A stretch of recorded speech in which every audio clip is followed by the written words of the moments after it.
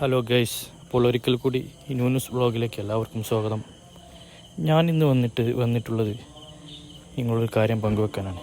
അതായത് ഞാൻ ഇന്നലെ ചാലിയത്തുള്ള പുനിമൂട്ടിൽ എൻ്റെ കുടുംബാംഗങ്ങളുമായി ഒരു യാത്ര പോയ സമയത്ത് അവിടെ നിന്ന്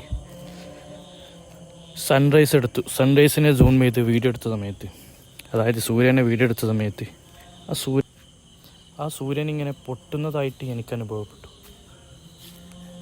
തീർച്ചയായും നിങ്ങൾക്ക് ആ വീഡിയോ കണ്ടാൽ മനസ്സിലാകും അതിങ്ങനെ പൊട്ടുന്നതായിട്ട്.